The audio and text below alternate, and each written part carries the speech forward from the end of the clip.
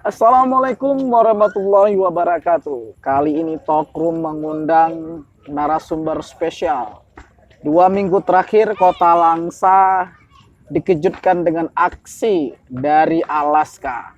Dan dalam kesempatan ini Talkroom bersenang hati bisa mengundang Presidium Alaska beserta kerabatnya. Apa kabar? Sehat kawan-kawan? Alhamdulillah sehat bang. Alhamdulillah. Nah, dalam kesempatan yang berbahagia ini, Abdi sebagai Presidium Alaska, Talkroom ingin bertanya banyak hal, terutama tentang aksi. Kalau kita lihat bukan sekali, malah beruntun untuk kedua kalinya malahan. Dan kita sama-sama ketahui di situ aksi itu dilakukan untuk menuntut atau juga banyak hal yang kawan-kawan Alaska sampaikan mengenai PDAM Kota Langsa. Apa yang melatar belakangi Alaska menyorot PDAM Kota Langsa? Baik, terima kasih Bang Didi telah mengundang kawan-kawan Alaska untuk kembali mengisi Talkroom.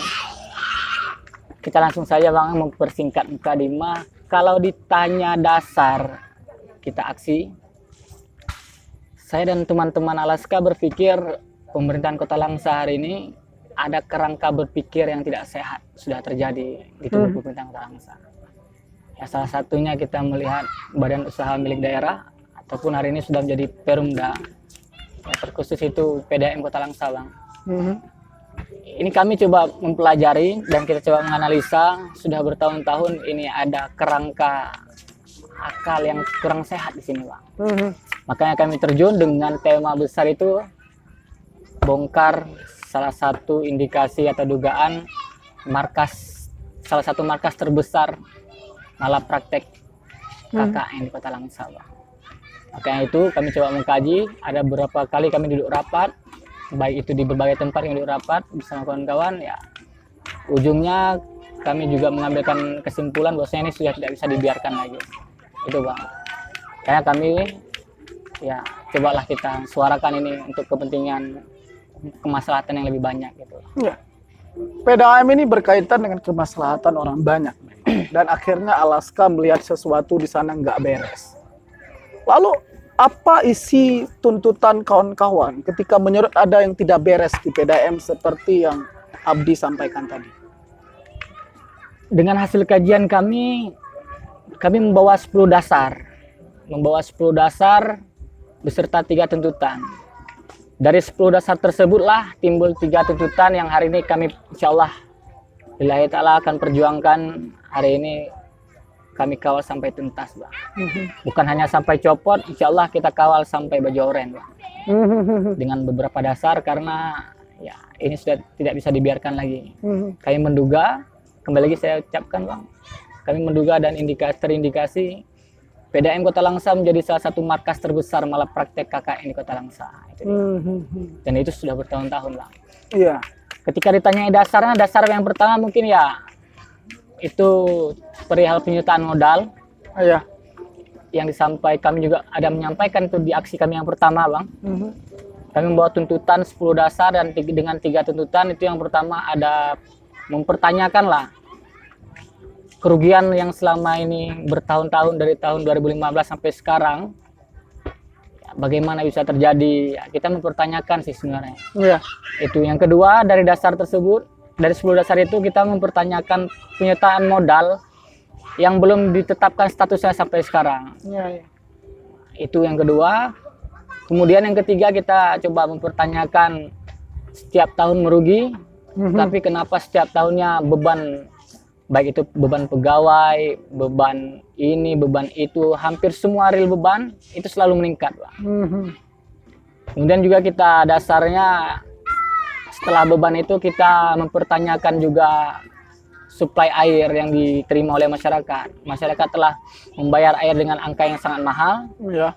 Kemudian masyarakat hanya mendapatkan sangar bang. Sedangkan sangar itu harganya 7.000 bang kalau kita ngopi. Ini kita masyarakat ataupun pelanggan, saya nggak bilang pelanggan lah, saya bilang masyarakat langsung secara universal. Masyarakat membayar mahal tetapi masyarakat menerimanya air sangar. Iya. Bagi kami hemat berpikir, no problem saya pikir kalau masyarakat bayar mahal tapi air yang diterima yang dibeli masyarakat itulah air yang bisa dipergunakan dengan layak. Kemudian juga kita menduga kandungan air itu sangat tinggi zat besinya, Bang. Iya, iya. Karena kita juga membawa beberapa data yang simpel, sampelnya air PDAM itu ketika kita endapkan satu hari ditimba, satu hari kita endapkan itu naik akar-akar besi itu, akar-akar lumpur itu hampir ya nggak jauh 2-3 cm lah. Jadi kita menduga itu sangat tinggi, itu kan perlu kajian mendalam, Bang. Maka itu juga kita coba mempertanyakan.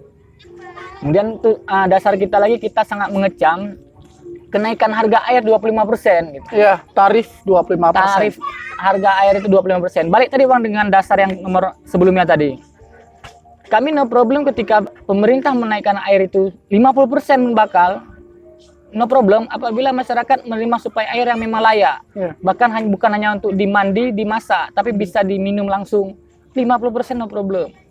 Tetapi hari ini rakyat dengan suplai air yang tidak layak dikonsumsi, bahkan untuk mandi saja tidak bisa dikonsumsi, bagaimana kerangka berpikir harga air itu dinaikkan gitu? Iya, iya, iya. Apa sih dasarnya? Dasarnya Iya. dari perintah. Apakah perintah dari gubernur provinsi itu wajib? Iya, iya, iya. Saya pikir wajib apabila ya memang semuanya memadai. Bicara kualitas sebenarnya. Kualitas. No problem. Iya. Tapi kalau dengan instruksi seperti itu kan bukan instruksi yang wajib. Bisa kita bilang instruksi itu instruksi makruh. Iya, iya. Oke, kemudian selanjutnya ya kita mengecam pihak ketiga PDAM tadi, Bang. Apa Kita yang ada di itu sana? minta tangkap dan adili. Ya, hari ini sedang viral-viralnya juga sebelum kita aksi, ada tagihan bodong yang diterima masyarakat hari ini, Bang. Jadi masyarakat ditagih oleh pihak ketiga itu dengan kwitansi bodong. Oh, toh jawabannya itu kekhilafan. Saya pikir itu tidak kekhilafan, Bang. Itu sudah terorganisir. Karena apa? Ketika dia pihak ketiga yang membawa backingan tadi oknum kepolisian datang ke rumah warga yang menunggak, diberikan kwitansi. Kwitansi tadi itu di-print, Bang, bukan dibuat secara manual. Dan otomatis ketika di-print itu data kan sudah lengkap semua. Iya, iya. Masa iya komputer hari ini bisa khilaf, Bang? Ini zaman sudah canggih, masa komputer bisa Berarti khilaf? ada unsur kesengajaan di sana. Sudah terorganisir. Terorganisir. Itu Itu juga menduga menjadi itulah sebuah peluang kejahatan. Oke, lanjut dasar lainnya, kita hari ini meminta SK Direktur itu dicopot. Karena selama menjabat beliau ada mengeluarkan SK Direktur, surat keputusan tentang biaya admin 7.000, biaya denda, biaya pemeliharaan instalator dan lain sebagainya. Kemudian biaya pihak ketiga ketika memutuskan ada biaya 150.000, pemasangan kembali dan lain sebagainya. Kenapa kita minta hapuskan? Apabila pelanggan atau masyarakat yang diputuskan meterannya kasih dong ke masyarakat. Iya, iya, iya. Itu seperti jual beli. Masyarakat membeli lagi dengan harga 150.000 tadi, Bang, biaya pemasangan kembali. Tetapi hari ini tidak. Ketika diputuskan, meteran itu dibawa pulang kembali sama mereka. Dan ketika pun masyarakat membayar, itu meteran bukan meteran baru yang dipasang. Bisa jadi meteran yang kemarin diputuskan, ataupun meteran yang sudah rusak. Karena saya sudah dapat temuan, pernah saya advokasi, sampai 5 kali sudah diganti, meteran itu tetap meteran-meteran yang rusak. Sampai kami sempat ribut, barulah dipasang, dikeluarkan meteran yang bagus. Nah itu no problem, kami bayar 150.000 di surat SK Direktur tadi. Iya, iya. Tapi selama ini rakyat nggak menerima itu. Iya, iya. Dan itu juga menjadi salah satu peluang bagi pihak ketiga, indikasinya melancarkan kegiatan mereka, mengambil kesempitan dalam kesempatan tadi. Iya. Potong aja, bawa pulang. Wow. Nanti ketika pemasangan kembali bayar 150.000. Ini hal yang tidak saya ketahui banyak sebenarnya. Yes. Karena baru-baru kemarin kalau nggak salah saya, ada konferensi pers yang dilakukan Direktur PDAM bersama dengan media waktu itu. Dia cuma menjelaskan bahwasanya menampik isu kawan-kawan tentang penyertaan modal di antara tahun 2020 dan 2021. Nyatanya, faktanya yang saya dengar pada malam ini dan kesempatan ini, rupanya bukan itu saja, cukup banyak ya. Oke, Bang, kalau Bang bilang kita nggak masuk ke situ dulu. Karena dasar kami tadi belum selesai. Kemudian setelah itu kita meminta dasarnya lagi, itu SKD itu sudah habis, diperpanjang sepihak tanpa fit and proper test. Wow. Nah, itu. Kemudian lagi ada tagihan masyarakat yang naik sampai 10 kali lipat. Nah, itu. Dan kemudian ada 10 dasar yang kami sampaikan di situ. Maka kemudian keluarlah 3 tuntutan. Kita minta DPRK untuk lakukan pansus. Arti pansus itu adalah dari 10 dasar tadi, itu yang dilakukan pansus, bukan hanya tentang penyertaan modal. Masa direkturnya, pelayanan, kerugian, kenapa kerugian tersebut terjadi, beban pegawai yang naik. Karena saya bisa tanya sama Bang hari ini, kapan pernah dibuka rekrutmen Bang di PDAM itu? Nggak pernah dengar semuanya kan? Tapi faktanya hari ini kita bicara data dan bukti, angka beban pegawai selalu meningkat per tahunnya. Makna dalam meningkat apa? Berarti ada penambahan karyawan. Iya. Apa sanak famili semua di situ, Bang? Iya. Kemudian yang kedua kita minta PJ Wali Kota ini harus bertanggung jawab hari ini. Oh, PJ Wali Kota kita kan baru. Iya.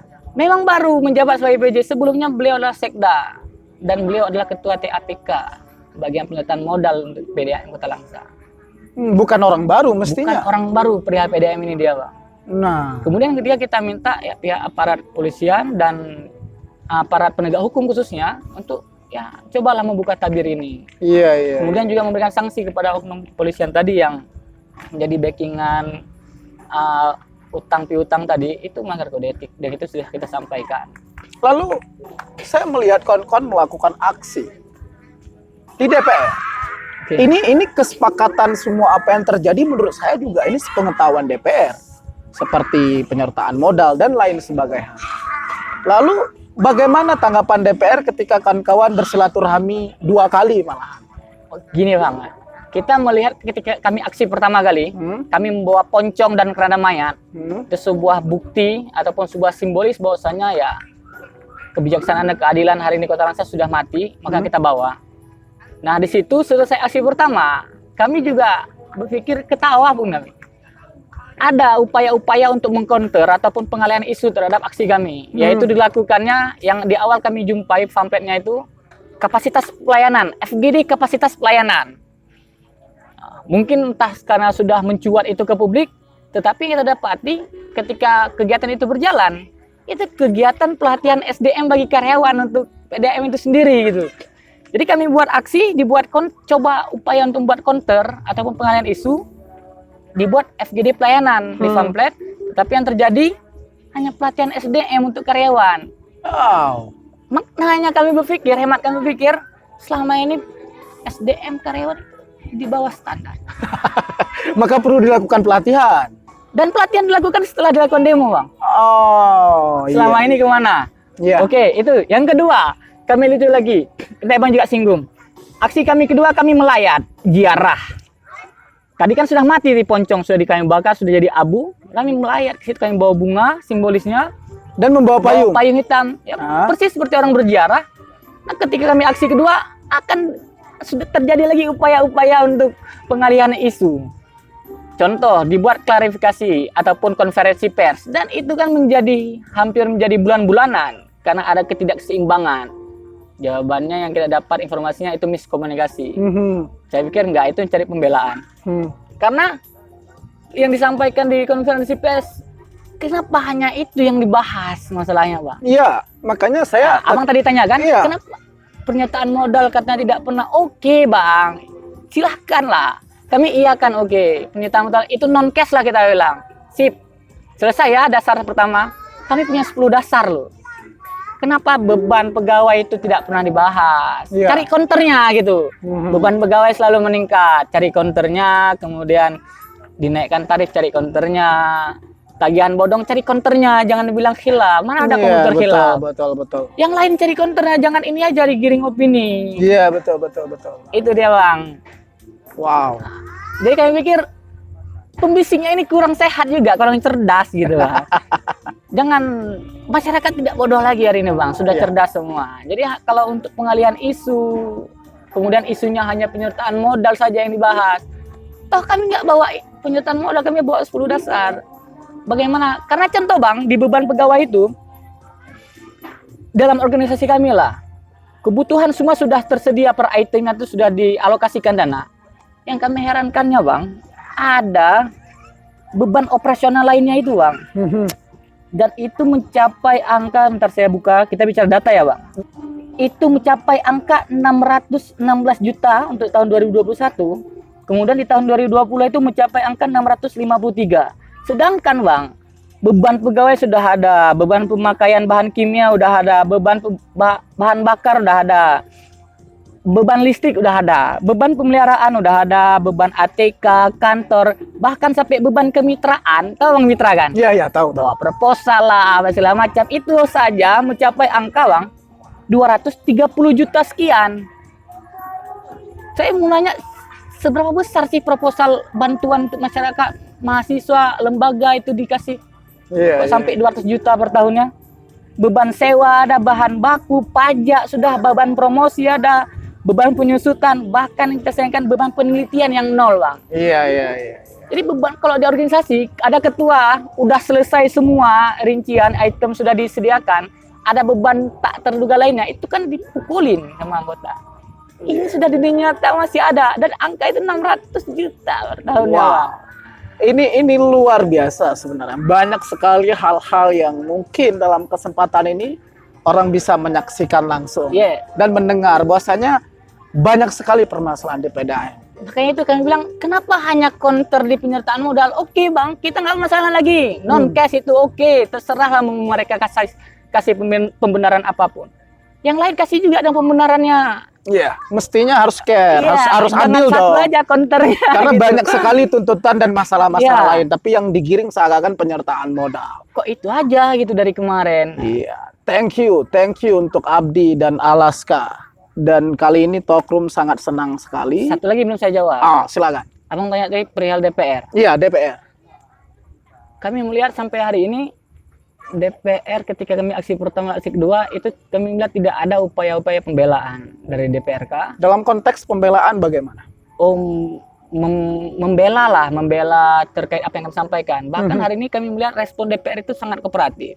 Mereka menerima dan mereka juga sampaikan, ketua komisi mengatakan benar, saya pun merasakan air sangar di rumah saya. Jadi kalau kita lihat dari DPR, kami coba untuk apresiasikan kalau memang itu benar pernyataan DPR seperti itu. Karena ketua DPR sudah mengatakan tuntutan kami sudah di ACC-kan ke Komisi 3, itu akan membentuk pansus dengan tuntutan kami. Kemudian kami telah menjumpa Komisi 3, jawabannya sampai detik ini belum masuk berkas itu di mejanya.